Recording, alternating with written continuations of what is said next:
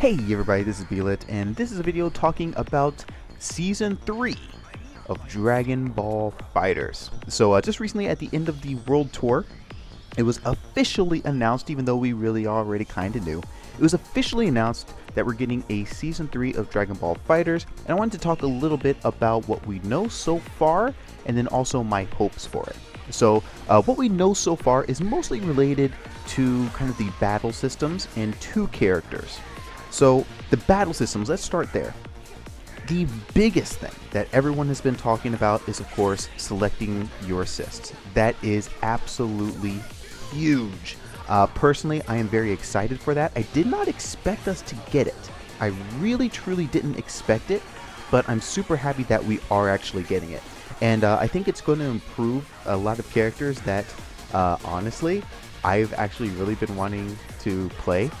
And one of the big reasons for me not playing Android 18 very often, besides a lot of, kind of quality of life things, I guess, with Android 18, one of the other big reasons is her assist is just, like, it's good, but it can very often be a waste, and I'd rather find something that's a little bit more consistent than what she has right now. So hopefully Destructo Disc will be in there, and I think there's a possibility in having the 17 assist come in. Although, Destructo Disc I think would be okay for me. I think I'd be all right with Destructo Disc. But we'll see what we've got available. Another character that's really going to see some increased play because of this, everybody already knows this, Krillin. Krillin has had probably the worst assist in the game. I'm offhand, I'm trying to think of an assist that's worse, and I'm really not coming up with one. The only thing I think is kind of like a close, well, not even really that close, is Goku Blue, who's definitely going to see increased play, because I think one of his assists is his elbow charge, which I think is going to be super useful. But Krillin with a beam assist, I've always felt like Krillin had to be played on point just because of his assist being so bad that there is really no other option for him. And I think that this is going to finally allow him to find a place on teams in general, but I think it's also going to allow him to have, a spot as a mid character, as kind of a mid beam assist. I don't think he's going to be a great anchor, but he'll at least be a useful assist, which I think is going to allow people to be willing to experiment with him a little bit more. As it is, I don't think people even care to try, and I think he's a decent character, but people just, why would you waste your time on a character that has no assist when you could play characters like Bardock, who are really good and have a very usable assist? There's just no point. So I think this Z assist system is going to be awesome. There was one thing that I wanted to mention though in the video, and I haven't seen anybody talk about this. Vegeta had an assist, his DP assist, and when it was used, the character who was calling it in, I believe it was maybe Super Saiyan Goku, was on the far left side of the screen throwing Ki Blast, and when he called in the Vegeta assist, it magically was on the far right where the opponent was, and the assist called in right on top of the opponent to use the DP. That was kind of concerning to me, because, like, does Vegeta come in and then teleport towards the opponent? Okay, maybe I could kind of see that one a little bit easier. Does he just automatically appear on the opponent? That's kind of stupid. So I'm questioning that right now. I'll just say I was concerned. I'll leave it at that. I was concerned with that, because I can't imagine the idea of, you're just playing, neutral for a little bit, and someone just calls an assist that appears on top of you and Dragon Punches you. That seems kind of dumb. So yeah, that was one thing that I was kind of concerned about. But aside from that, I think that this is really going to open up the game, and I'm very excited for it. Moving on from that, comeback mechanics. This is something I am starkly negative on.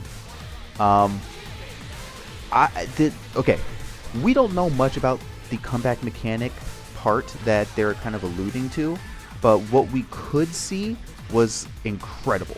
Teen Gohan comes in, uses a level 5 that erases like 80% health from whoever he used it on. I assume it was probably Cell. That's insane. And it looked like it was a level 2 spark, unless what they're referring to, because there's a slight change in the UI when he came in, something kind of lit up on him. And there's a couple possibilities. One, that there is just an automatic comeback factor for your last character. That's a possibility. Two, I think it's a possibility that the level 2 spark that was active when Teen Gohan, or when Teen Gohan's other character died, magically became a level 3 spark when Teen Gohan came in, and the change in UI was to reflect that. I think that's a possibility as well, in which case I can be okay with that. I think I think that it kind of reduces a little bit of the spark mind game. I think it's okay to lose out on a level 3 spark because you use it early. I mean, that was your choice. So if you were okay with using it at level 2, then you need to kind of be held accountable for it staying at level 2. I think that's just part of the mind game of the attack. So yeah, as far as I'm concerned, that's not really a necessary thing, but I'm willing to consider it. I'm willing to look at it and see what comes of it. But it was kind of concerning how much damage it did. That wasn't appealing to me. So I'm really interested in seeing what this comeback mechanic is and how it functions, and hopefully it will not be too intrusive.